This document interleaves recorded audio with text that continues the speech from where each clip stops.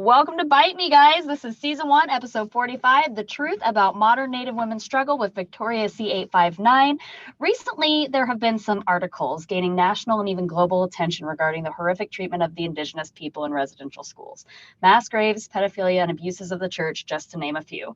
I run Airbnb, and this year I felt it relieving to hear some of the tourists express grief over the Native struggle as they pass through. But I was sure to let them know that while this is new reality for them to process, it's very much an old truth.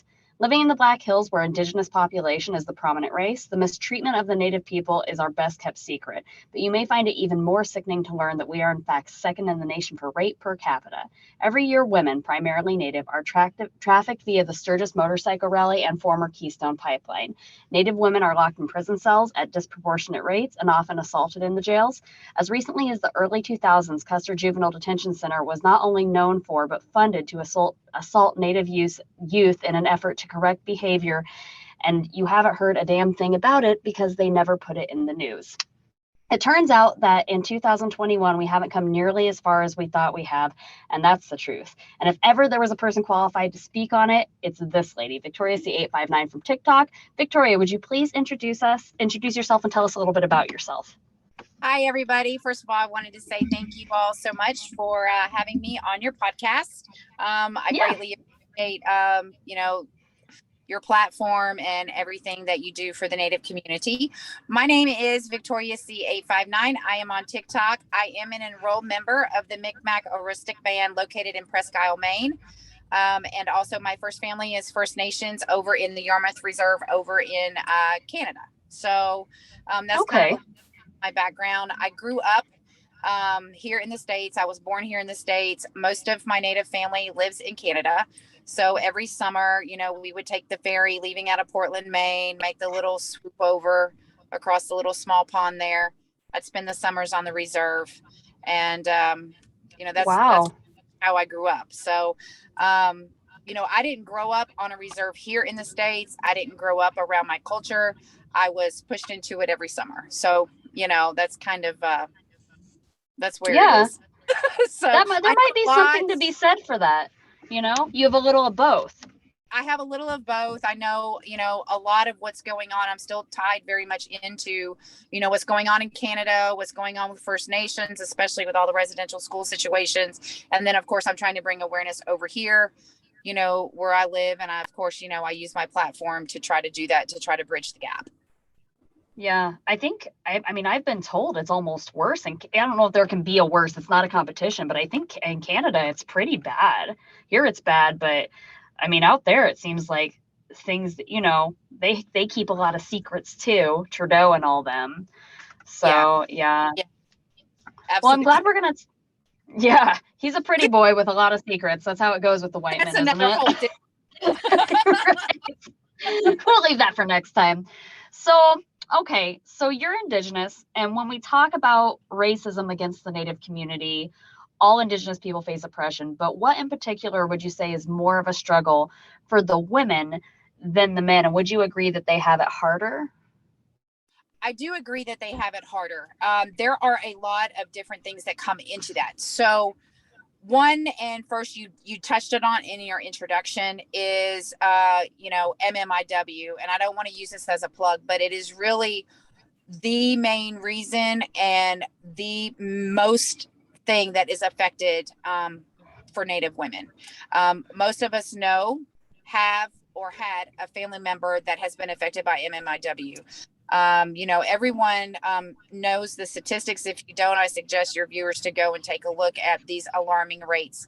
And the problem is that it is a thing that goes from, aunt, mother, grandmother, sister, cousin, it comes down, it's a trickle, and then it goes across, and then you'll even see, someone's daughter.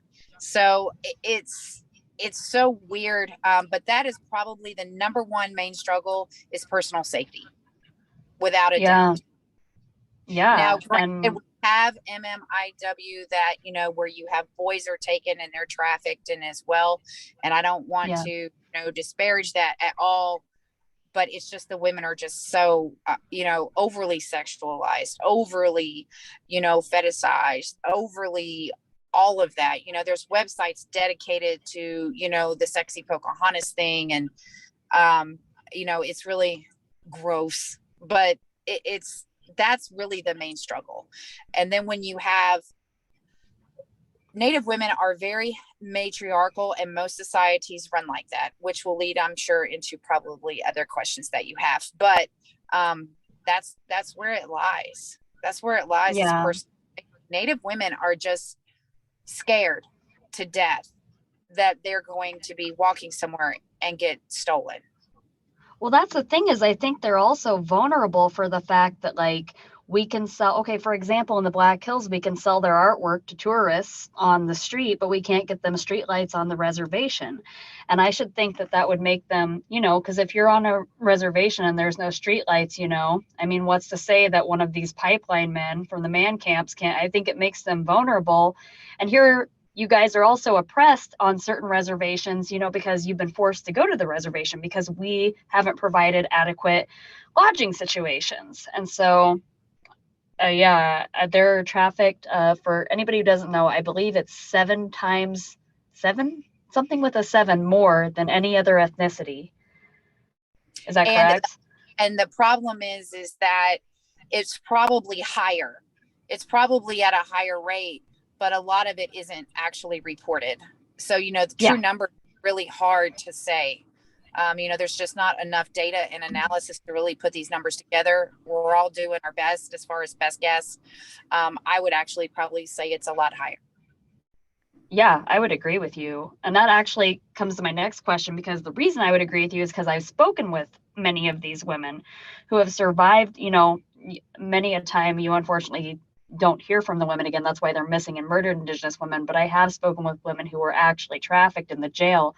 And during my time in jail, I met many Native women, not the men, though, for some reason, who had actually been locked up for offenses as meager as school truancy due to systemic oppression, again, where, they have limited mode of transportation or daycare availability, or they aren't hired, so they can't get a job, due to racism.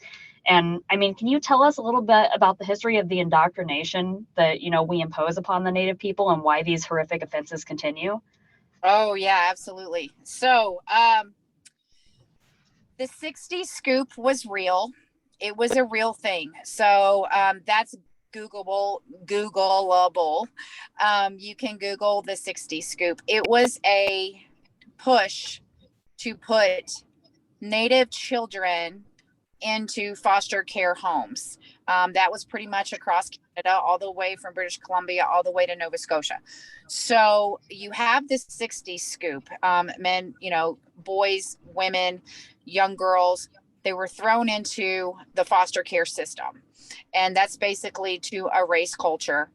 And it could be as simple as offenses like what you were saying. They couldn't drive their kids to school, so they would, get them for truancy. Or it would be something as simple as here in the States, there's many reservations that still don't have running water. So it could be something like the Child Protective Services could come in and say, you don't have clean water. And they could go ahead and take their kids away from them because of, quote, horrible living conditions, and go ahead and put them into foster care, put them into adoptive, where you have non-Indigenous families adopting these kids. Now, in both countries, you had the Indian Child Welfare Act. Here in the States, the Indian Child Welfare Act was enacted in 1978. And I believe they ignore it. They ignore the treaty laws and that. EQA, right? Am I saying that right? Yeah. I'm not saying it right. And also in Canada, I think it wasn't until 1985. Now, the big, huge thing now, and when I refer to Indian, I want to let everybody know that according to like any kind of documents, when I say Indian, it is how we are referred to by the governmental system. So we are referred to as American Indian. So, the Indian Child Welfare Act, the American Indian Arts and Crafts Act, that's how we are legally referred to as. I don't want anyone to think that, oh, she's saying the word Indian. Yeah. Because a lot or of something else. A lot of people have a lot of questions about that. So they are now they're now calling it the millennial scoop. So the millennial scoop is now going on. A lot of people don't know about it. I wish more people would speak on it. Where they're taking the millennial children, the children of the millennials, because that's what I saw in jail. They were all my age, these women, and they're little babies. They're taking them. They're taking them. So there was a case, and it was back in 2019. There was a Native woman. I don't remember her name because I remember reading about it online. She had to have a C-section, and she was in British Columbia near Kamloops, where, the news broke out about the residential 215. And she had just given birth to a C-section. The baby was underweight, a hair underweight, I believe. They said that she wasn't giving enough attention. She hadn't had enough proper prenatal care. Swoop the baby, and that's it. And she's currently trying to, fight to get the child back. The woman just gave birth. She deserves a nap. Right. So, that and people may not realize, but this stuff like happens all the time, every day, every single day. And it's happening now. There was a little bit of a lull, and now it's picked back up. Yeah. It's picked back up. And in Canada, it's way worse. I believe that the rates and stuff are much higher in Canada than they are in the States, but do not fool yourselves. I don't want your viewers to think that it doesn't happen here. It very much does happen here. And it's just a simple phone call of someone saying, so-and-so, has 3 kids and they're pregnant with another one. They wait for the baby to drop and they'll go in and scoop them. And it's known as the millennial scoop. I mean, women that I talked to, there were situations where it sounded like that was a decision that was made before that baby ever entered the earth. It's insidious and it's gross, and isn't that a native saying that there's no worse or more violent offense than to take a woman's child? And that's the truth. I believe that. Like, I can't think of a greater pain than that. And currently, the Indian Child Welfare Act in the state of Texas, and there was in the state of Texas was actually challenged to be able to be approved that it was unconstitutional. It was overturned, and that was in 2019. They are fighting that case last year. So when people start talking about like, oh, it's in the past, no, this was just last year. Yeah, it happens every day here. It was literally just last year. So it's just, it's really hard because the living conditions that are on some reservations are not adequate. The housing is not Pine Ridge. There is Pine Ridge out here. There's some places that don't have electricity. There's some places that don't have running water. You don't have a toilet. You don't have clean water. You don't have access to that. I'm a big advocate for the Navajo Water Project. And yes, there are some natives that are extremely traditionalist, but who doesn't want to go to a sink and turn the water on, or be able to take a bath, from the water without having to drive 8 miles if you can find somebody with a car, and go get your water for 2 weeks. I mean, it's something as simple. It's something as simple as that. I mean, it really is. Those modern conveniences mean a lot. They really do. And they make a difference, I think, in one's quality of life. But when they're not being provided that quality, what do you do? And so, so it's my understanding, like, what can we do? Like, the next question says, it talks about women that are Native American being taken at higher rates than any other ethnicity for being abducted. And we talk about systemic oppression and how we have really and truly just screwed the Native American people. Like, we as a race, as a white race, like, we screwed your people over. And like, what can we do? And this isn't a white guilt question. I don't want anybody to take this as like how can we atone for our white guilt? I want to genuinely know, like, how can we protect Indigenous people better? What can we do better for Indigenous people? I would say, first and foremost, if you live near a reserve, get to know the people that live there, get to know the faces, buy local, go and visit and get to know some of these women and help them out. Be a good human. If you see someone walking to the store and you happen to know them without freaking them out, Or you can always offer, hey, if you need to go anywhere, here is my number. Please text me. I will come pick you up. I will make sure you get there safe. Travel in packs, travel in pairs. But that's any woman doesn't need to be out alone. But a lot of women, and especially a lot of Native women, if you don't have a car, and you have to run to the store and it's a 10-minute walk and the store is still open, you think you're going to be okay just because you know the road. It's amazing. Some of these, you start getting into these MMIW stories, and I don't want to turn this into that, but it's something as simple as like they were walking to their cousin's house 14 houses down. It's like they can't even live their lives, you know? I mean, we talk about Black Lives Matter, and Breonna Taylor was just sleeping in her bed. I talk about missing Native women. They were just walking to the store. Can't even live their damn lives. It's incredible that, such a simple thing. I get that, like not having water, such a simple thing, and then they have the signs out here on the billboards that say she's someone's daughter, she's someone's sister, she's someone's mother. Like, me and my partner got into a big fight about this the other day. He's like, well, they're appealing to people. I'm like, why do they need to appeal to anybody to look for anyone? That's a person. Yeah. Do we not have a responsibility to each other as a humanity to find out what horrible thing may or may not have happened to this person or where the fuck they are? Like, we should have that civic duty to each other, to everyone. And maybe not white guys. And you I don't want to look for a white guy. Advocate for your state. And, I've been talking to several creators on the app about this. Your state clearinghouse has, I think just in the month of May, they had more than 24 people go missing. And the issue is that if someone goes missing in your state, and let's say they end up getting trafficked to Nevada or Arizona, and, there are remains found, there is no way to connect the two.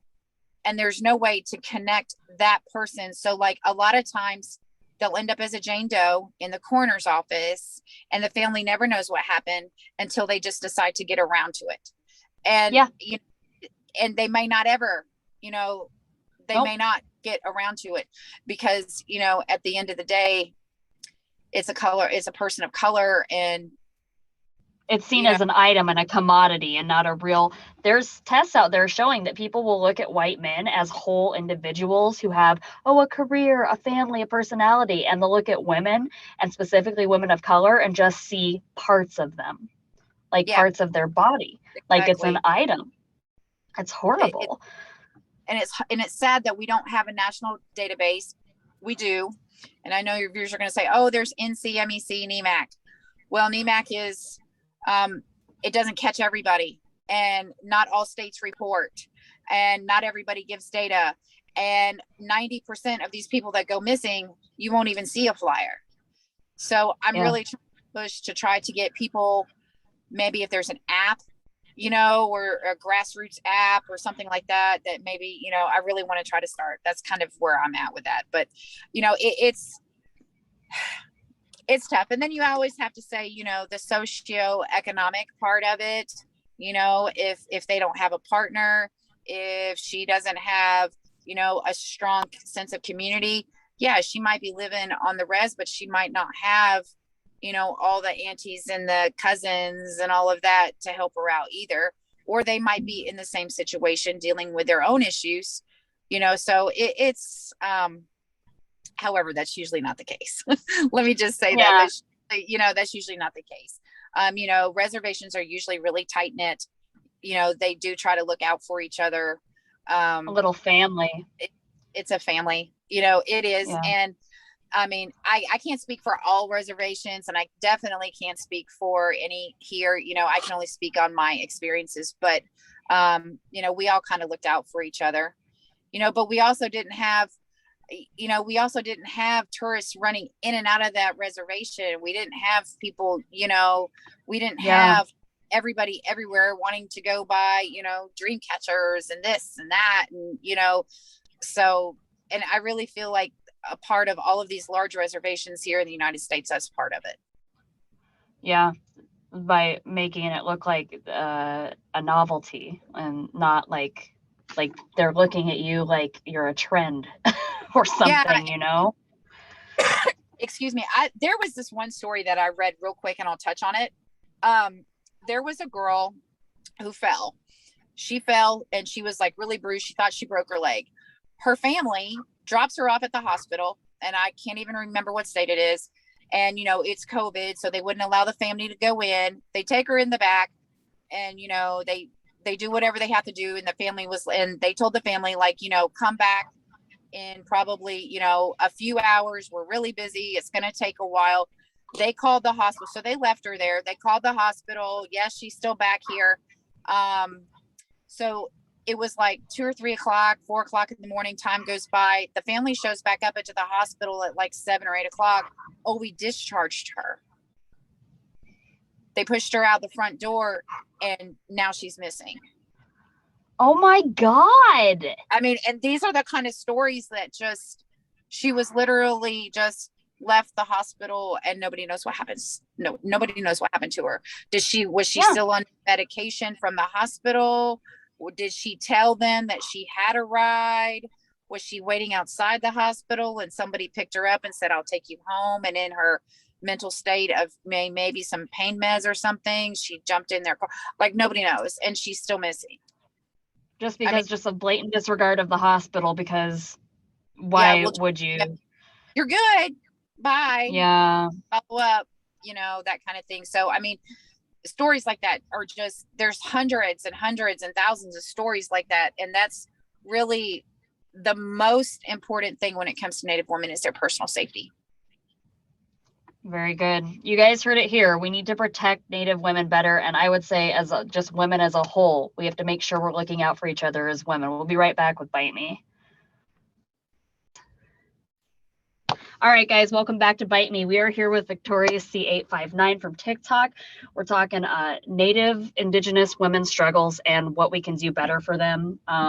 So the next question that I have is, in my experience with Native women in the jail, I come to find, and I want to make it clear, like, you don't just meet, I reference that a lot because my experience with Native American women was primarily in the beginning in the jail. And I don't want people out there to think, oh, you just meet Native women in the jail. Like, that is a thing that will happen because they are jailed at disproportionate rates. But like, you shouldn't just think to yourself, like, you can see Native American women everywhere if you just look. If we just get outside of this white mindset that we have been indoctrinated to believe, where we're just looking at other white people and not looking at people of color and Indigenous people. Like, you can just go up to an Indigenous person. Well, I don't want to say that. They may not, boundaries, but Native American women exist outside the jail, and you can go and talk to them and make friends. But in my experience with Native women in the jail, I came to find that females are, I was told, the protectors of basically anything that is in a position where that thing cannot care for themselves. A bird, a person, that is what the heritage and the culture is. Having been through so much pain and suffering already, what promotes that sort of kindness in them? DNA. Yeah. It's in our DNA. It is. It's very natural. It's really, really simply put, it's in our DNA. I'm going to go ahead and reference my previous statement. A lot of tribes, and when you think about it, it kind of makes sense, right? A lot of tribes are matriarchal. I can't get into who is and who isn't and all of that. But when you think about it, tribes as a whole, men would go out and gather and hunt or fish and hunt, and the women were left to do everything else. They were left to care for each other. They were left to cook. They were left to clean. They were left to take care of the kids. They were left to keep the fires going. They were left to make sure that everybody had everything that they need. So that doesn't go away. It doesn't go away. It's just something that's inbred in us. We always want to, take care of others. We want to show kindness to others. We're very accepting of people. But if you cross us, get ready. We're just that way. we're protectors over water. That's why you see so many females and so many women, over water protectors. You'll see hundreds and hundreds of women on that stop line 3, because that's where we are, not just because of the man camps and not just because of that, but we're environmental Water is protectors. life. Water is life. We come from water. We come from rocks and water. That we really do, you guys. Not this sky daddy shit. I mean, that's the truth. I mean, women just, and I don't want to even just say Native women as a whole. We're caregivers. We're emotional. We provide emotional support. It's no different. It's not like we're this weird, breed over here that people look at, through, like you do at a zoo. I mean, people do look at us, going through a reservation or stopping, like we're the zoo. You're exotic. Yeah. I mean, but that's where the sexualization and the fetishization and all of that stuff comes from. But women are just, we're no different. We're no different than any other woman. We want good things for our community. We're very community based. We're very community. And, if someone doesn't have something, we're going to try to provide it. If someone needs a ride, if someone needs somebody's kids so that somebody can go for an interview, and we have a different mindset too when it comes to elders. My mother lives with me. We live together. I don't think of it like she's living in my house. That's my mother. My mother raised me. I grew up in that type of a thing. I lived with my grandmother. For a while I lived with my great grandmother. And it was my great grandmother, my grandmother, my mother, and me. We had 4 generations all in one house. And no, it was not all fun and games, because we're all coming from different generations. We'll argue, we'll fuss, we'll fight, but that's just how it is. That's Isn't just how it's my understanding that it's in the culture, you guys all take care of the children together. Yeah. And so, yeah, so it would make sense you were at this person's house or that person's house, and isn't that where the auntie thing comes from as well? Yes. Yeah. The auntie thing comes from, I correct anybody and everybody around me, and as you get older, before you become a grandma, you're an auntie, because I'm not a grandma.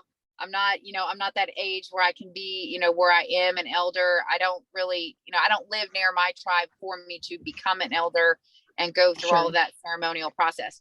But, on TikTok, everybody considers me an auntie because, I try to, answer questions, throw out the positivity, give encouraging words, corrected a few people when they're wrong. It's just, we're not as wise, but we've been around the block kind of thing. And the aunties, they know what's up. We know what's they're up. Not the one. We're still in that snagging mode, like 20 years ago, but it's you gotta get yours, man. Yeah, it's a respect cool thing. Well, speaking of aunties and deadly aunties, it sounds like you got a good story for us, because this last question, on a lighter note, and you and I think, joked a little bit about this before. I've joked with a lot of Native people about the Cherokee princess thing, because it gets pretty out of hand. But tell us your most outrageous, I am a Karen, my grandmother was a Cherokee princess story, and tell us the time you almost hit a bitch but decided better against it. Oh God. Okay. So you're going to love this. Okay. So I will. Where in the state that I live, I do not have any type of American Indian health services here at all. So I actually do have to travel to Cherokee, North Carolina. And when you sent this to me, I thought this was the most awesome story. So, I go down there. There is a Cherokee Indian hospital. You can get most people that are, enrolled can go there for pharmacy, eyes, dentist, healthcare, women's healthcare. There's an emergency, there's, a hospital, they'll hook you up with everybody. Right. Well, because I'm out of state, I can only go there for certain things, dental care, twice a year, just the regular routine stuff. So I just happened to be down there this day. And, I'm going in and I'm just trotting in to get my lab work. And then usually, you kind of mull around Cherokee for a little while, for a couple hours, and you come back, to actually have your appointment, that will do your blood work and all that kind of stuff. So I'm on my way out, and lo and behold, now I don't know if you've ever been to Gatlinburg/Cherokee, North Carolina, but Gatlinburg is a huge touristy spot. And then you have to drive through the Smoky Mountains to actually get to Cherokee, North Carolina. And most people will go ahead and do that, to go make that a part of their trip. The Cherokee Indian Hospital is like way over here. It's nowhere near the touristy section.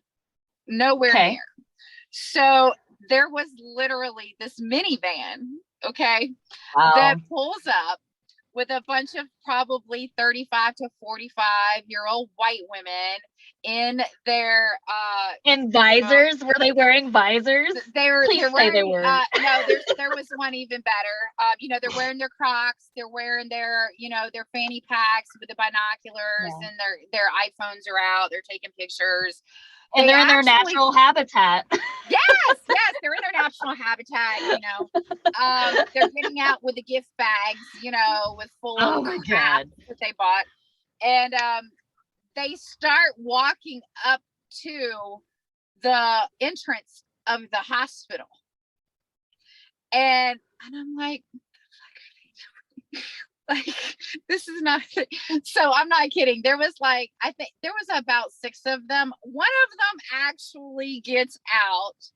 The second one was holding one of those play tomahawks with the feathers, with the cheap ass souvenirs. We've all seen it. The other one gets out with one of those fake ass store bought half chicken feather little mini headdress thing. And they were like, they get out, and I'm like, now I'm leaving for my appointment knowing I'm going to come back. And I'm like, the fuck are y'all doing here? What do you want? They're like, oh, we just wanted to see some Native Americans in their natural habitat. Oh my God, I feel bad for having just said that a minute ago now. Well, like, we just wanted to see some real Native Americans just walking around. Like, I don't think they said natural habitat. I'm not going to say they said natural habitat. Yeah. They're like, we just wanted to see them in real life and what they look like. What the fuck? And I'm like, security! You don't belong here. This is a hospital. It's a hospital. It literally says on the sign, Cherokee Indian Hospital. Emergency and primary healthcare services. You're not here to take pictures of us coming out of the doctor's office. Y'all Native people, I'm so sorry for white women. I'm so sorry for white women. What the fuck are y'all doing? And I got into this verbal argument with her, and I'm like, this is a hospital. HIPAA applies here. Get back in your damn Chrysler minivan and your Chrysler Town and Country and fucking keep it pushing and go down the hill 3 miles, and you will see, and you can eat all the Indian tacos you want and buy all the souvenirs that you want from the fake ass stores.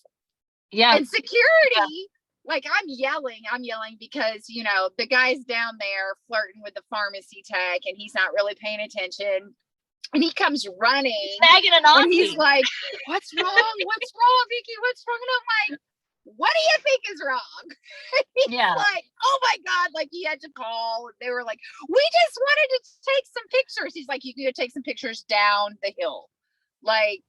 And they just really thought they were just going to see some whole ass. I don't know what they thought. I don't know. Did they think that they were going to see people running around in regalia, going to the doctor? I want to know which state they were from. God, I really want to know. I feel like that would be people from East Coast might do something stupid like that. I can't say anything because South Dakota, we're pretty dumb down here, but that's pretty bad. Tennessee, maybe, people that want to have that whole ass nature thing, you know, and it's almost as bad too. They're like, you know, they really terrorize the bears too there because there's a lot of black bears. So, you know, like it's the same people. It's the same people that drive around in Winnebagos thinking that like they can make it down a 2-lane road when it clearly says, you know, or they try to pet a buffalo. Yeah. And their pants come off. Yeah, okay. It's okay. I'm just here. It's okay. I just want to take some pictures. Like, no, bitch, it's not okay. Like, it's not okay. Don't go to a Native American hospital and take pictures at a Native American hospital, and don't pet buffalo. Like, I don't know why we have to tell the white women this. This should kind of be like, ladies, we have not come very far. It's embarrassing. Like, you want to walk in with me while I get my annual pap smear? Because I don't really know, like, what is it? Yeah, you should have said, I can show you an authentic Native American cooch. Come on in. Let me bend on over. I don't know what that is. I don't know what that is. A cooch? A vagina. Yeah, like, I don't know what that is. I just don't. I don't understand it. I don't. But it's part of that whole culture thing. You know what I mean? And it all goes back to over sexualization. You know, the Disney movie. You know, it's all tied in, and everybody's just kind of used to it because that's just the way it is. You know? Well, yeah. I mean, I've learned more about Native American people and Native American culture on TikTok in the last year and the time that I spent incarcerated than I ever learned in every single thing they taught us in school was a lie and some big made up bullshit. And we are literally programmed. We are programmed. Like, even people who think they're not racist are racist. You're programmed to be that way. These are things we will have to unlearn as time goes on. And only through talking to somebody can we unlearn that. People really think, like, I was talking to another creator. They sent me a message and they're like, oh, so like you all really didn't want to go to Oklahoma? Like, that wasn't an agreed upon thing with the Trail of Tears? And I'm just like, yeah, some of them are ignorant by choice. That's absolutely true. I mean, and some of them really just don't know. And that's okay that you don't know. Ask questions, be respectful. You know, hey, my DMs are open. If you don't know, please, you know, shoot them over to the Truthful Groomer. I'm sure she'll get them to me. You know, I just want your viewers to know that, you know, we don't mind answering questions, and we don't even mind answering stupid questions. Or, you know, I guess there's no stupid question, but, you know, ask a stupid question, you're going to get a stupid answer. But, you know, if you really just don't know, and, you know, every tribe is different. Everything is, you know, functioning different across the United States, but there's a couple of things that hold true, you know. Native women go missing. MMIW, two spirits is real. MMIW is real. The living conditions on some of these reservations are deplorable, and children are getting stolen from mothers because of it. Yeah. I mean, we really haven't come as far as everyone thinks that we have. These things are still going on, and everything that Victoria is saying is absolutely true. And I want to thank her for taking the time today to speak with me. And go follow Victoriac859 on TikTok. Do you have anything that you want to plug to the audience? Anything you want to say? What do you got going on in your life that you want them to hear? I do. There is one thing that I would actually suggest, and it does involve money, but it's not something that you would actually really think. If you do know an indigenous woman, if you do know a Native female or even a Native male, there is a product out there that I would really just like to touch on. I'll give it 30 seconds or less. It is called Invisiwear, IMBISAWEAR.com. There are pendants, there are jewelries, there are bracelets, there are headbands. It's on your keychain. It does not require a cell phone network. It does not require cell phone towers. So it's basically an ADT alert. It is a button. It looks like a silver charm. And what I have, my daughter has one because she's 26 and she's, you know, doing her thing and running around kind of thing. But I just wanted that. I don't do it because, you know, I just really wish somebody would, but that's a different story. That's fair. But it is a safety device. It is available here in the United States. They do have it available in Canada as well. You do have to pay for it. However, when a person pushes the button and it will sit on your wrist, sit in a headband, keychain, you know, they have a bunch of other products. If they feel like that, if you feel like your personal safety is in danger, you click that button twice, you set it up. It's an app. You set up 5 people. It will immediately go to those 5 people. Hey, so-and-so has alerted their Invisiware product. This is the location of where the device is. That's in case if someone is stolen, they may not have their phone with them. That's going to be the first thing that somebody's going to ditch. So hopefully, if jewelry Plus, you can't trust the cops to look for these people. So you have to have your own. Yeah. Isn't that sad? Ugh. Yeah. So, it's a great product. You don't have to pay premium price for anything, and the product lasts about 2 years before you have to replace it. So, they are a little pricey. But I'm kind of trying to work on maybe some funds or something to get some people some of these devices, because a lot of reservations don't even have cell phone towers. Yeah. Well, you guys need to look into Invisiware. I think that sounds like a brilliant product, really. I want to get one. For more information on missing and murdered Indigenous women, you can see www.nativewomenswilderness.org/MMIW. And for resources on how to stop violence against Native American women, go to www.csvanw.org/MMIW. As always, check me out on the Truthful Groomer website and as well as Twitter, and I'll see you guys next time on Bite Me. Thank you.